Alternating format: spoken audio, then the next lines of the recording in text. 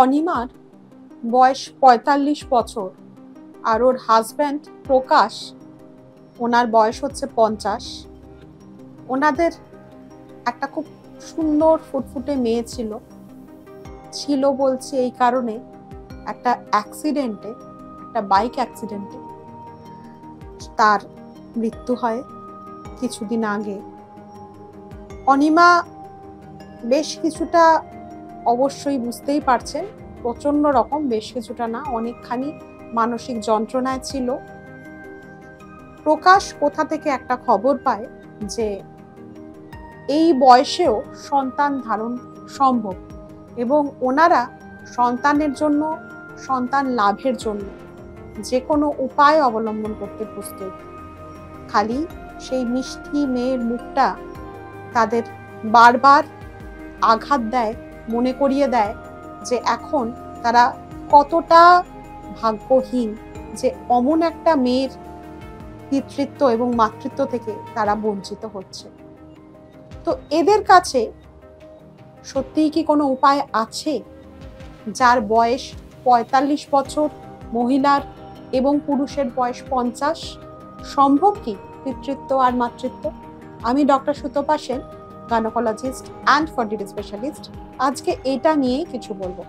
মাতৃত্ব স্বাভাবিকভাবে সাধারণত আমরা বলে থাকি ৩৫ বছরের মধ্যে প্ল্যান করতে।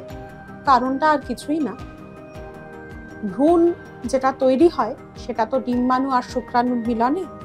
সেই ডিম্বাণু যে সংখ্যায় ডিম্বাশয় থাকে জন্ম থেকে, তারপর তাকে আর কোনোভাবেই বাড়ানো যায় না, শুধুই সেটা কমতে থাকে।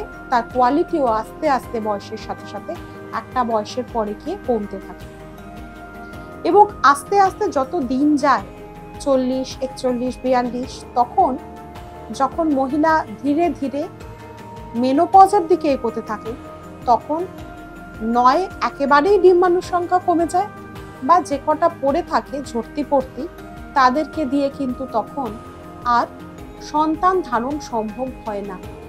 তাহলে কোনোই কি আশা নেই? আশা আছে। এখানেই আইভিএফ এর ডোনার প্রোগ্রামের একটা বিশাল অবদান আছে।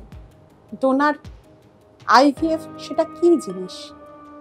যেরকম যাদের চোখ নেই বা অন্ধ, তাদেরকে আমরা কর্নিয়াল ট্রান্সপ্লান্ট করে এনে দিতে পারি তাকে দৃষ্টির সুখ।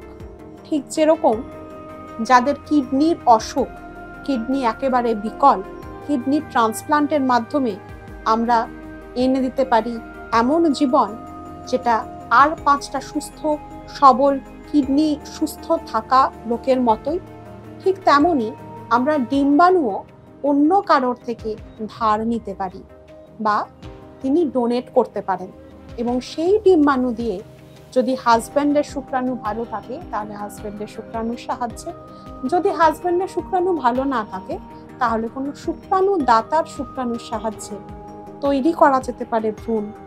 এবং এখন আমাদের হরমোনাল যে ওষুধগুলো, সেগুলো এতটাই উন্নত যে যদি মেনোপজ হয়ে যায়, অর্থাৎ যে মহিলা নিতে চাইছেন প্রেগনেন্সি, তার যদি মাসিক চক্র বন্ধ হয়ে যায়, আমরা চেষ্টা করলে বেশিরভাগ ক্ষেত্রেই তার মাসিক চক্র পুনরায় এনে দিতে পারি এবং 2-3টে সাইকেল এরকম মাসিক চক্র যাওয়ার পর আমরা এই যে ভ্রূণটা আমরা তৈরি করলাম সেটাকে প্রতিস্থাপন করতে পারি।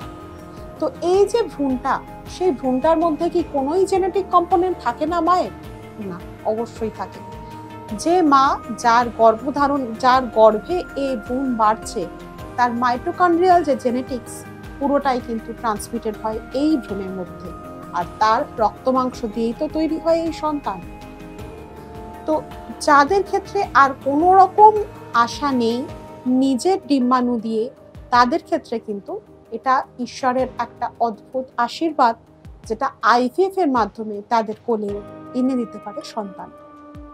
এটা নিয়ে যদি আরো প্রশ্ন থাকে অবশ্যই জানাবেন, আমি চেষ্টা করব সাধ্যমতো উত্তর দেওয়ার। ভালো থাকবেন।